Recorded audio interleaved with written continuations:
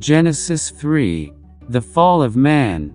Now the serpent was more crafty than any beast of the field which the Lord God had made. And he said to the woman, Indeed, has God said, You shall not eat from any tree of the garden?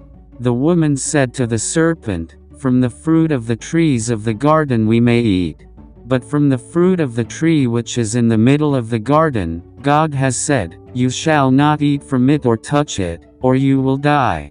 The serpent said to the woman, You surely will not die. For God knows that in the day you eat from it your eyes will be opened, and you will be like God, knowing good and evil. When the woman saw that the tree was good for food, and that it was a delight to the eyes, and that the tree was desirable to make one wise, she took from its fruit and ate, and she gave also to her husband with her, and he ate. Then the eyes of both of them were opened, and they knew that they were naked, and they sewed fig leaves together and made themselves loin coverings. They heard the sound of the Lord God walking in the garden in the cool of the day, and the man and his wife hid themselves from the presence of the Lord God among the trees of the garden. Then the Lord God called to the man, and said to him, Where are you? He said, I heard the sound of you in the garden, and I was afraid because I was naked, so I hid myself. And he said, Who told you that you were naked? Have you eaten from the tree of which I commanded you not to eat? The man said, The woman whom you gave to be with me, she gave me from the tree, and I ate.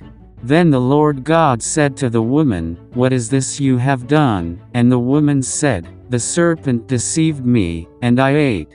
The Lord God said to the serpent, Because you have done this, cursed are you more than all cattle, and more than every beast of the field. On your belly you will go, and dust you will eat all the days of your life. And I will put enmity between you and the woman, and between your seed and her seed. He shall bruise you on the head, and you shall bruise him on the heel.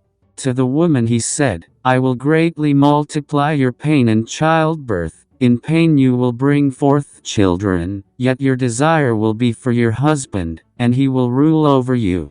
Then to Adam he said, Because you have listened to the voice of your wife, and have eaten from the tree about which I commanded you, saying, You shall not eat from it, cursed is the ground because of you.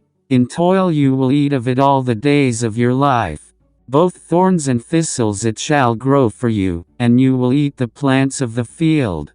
By the sweat of your face you will eat bread, till you return to the ground, because from it you were taken, for you are dust, and to dust you shall return.